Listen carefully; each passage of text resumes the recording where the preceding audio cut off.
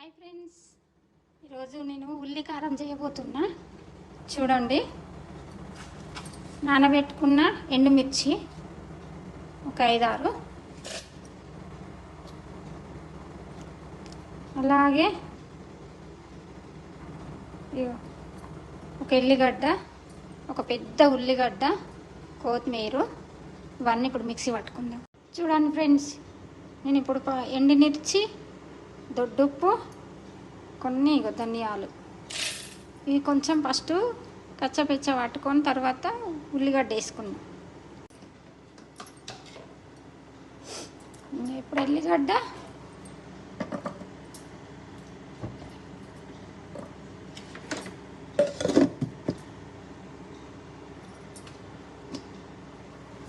ఇప్పుడు ఇదైతే ఇలా కచ్చపిక్క పట్టుకున్నా. ఇప్పుడు ఉల్లిగడ్డ వేసుకుందాం.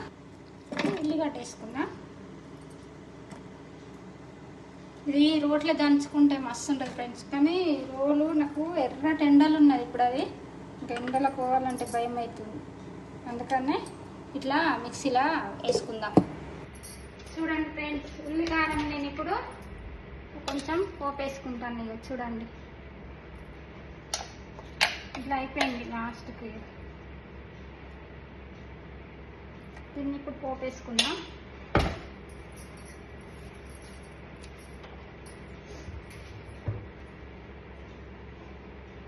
కొంచెం జీలకర్ర,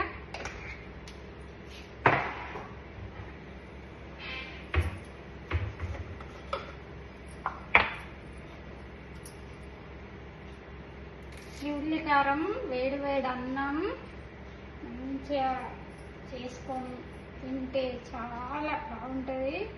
ఇట్లా నోరు మంచిగా లేనప్పుడు, మనం ఏం వండుకోలేనప్పుడు తీసుకుంటే చిన్న సింపుల్గా ఒక 4 ఎండుమిర్చి, ఒక ఉల్లిగడ్డ, కొన్ని ధనియాలు, కొంచెం జీలకర్ర, ఒక ఎల్లిగడ్డ వేసి రోట్లో దంచుకోవాలి. కానీ రోలు లేదు ఫ్రెండ్స్, రోలు బయట ఎండలు ఉన్నది. ఇప్పుడు అది ఎండలా నేను పోలేక నేను మిక్సీలో వేసుకున్నా. మీకైతే రోలు అందుబాటులో ఉంటే మంచి రోట్లో వేసుకొని దంచుకోది, మస్తు ఉంటుంది. ఈరోజు మా ఇంట్లో అయితే ఉల్లిగడ్డ కారం,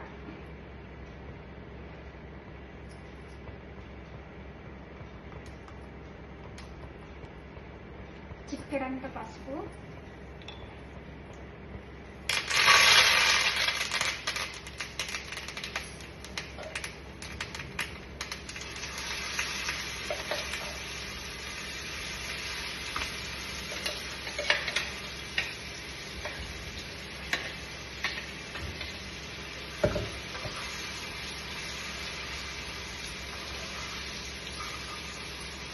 కొంచెం సేపు ఉడిపించుకుందాం పచ్చివాసన పోవడానికి.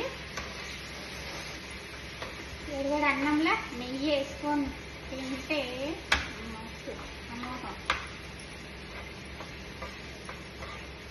ఏ మటన్ చికెన్ కూడా పనిచేయదు, అలా ఉంటుంది ఫ్రెండ్స్.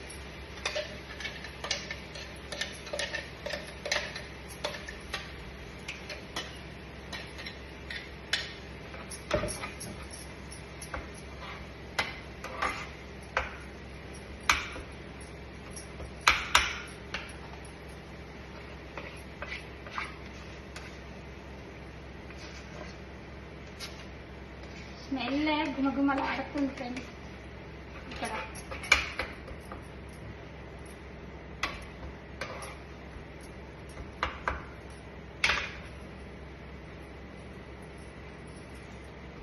ఇంకా మన తోటలో వెళ్ళిన తోటకూర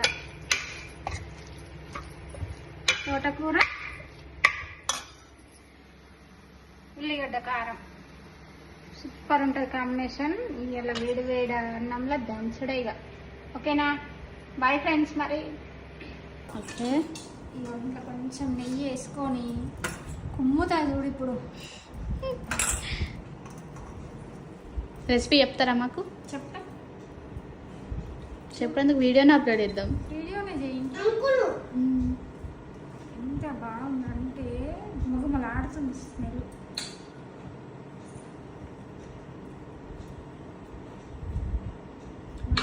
జీవితంలో కూడా వస్తుంది.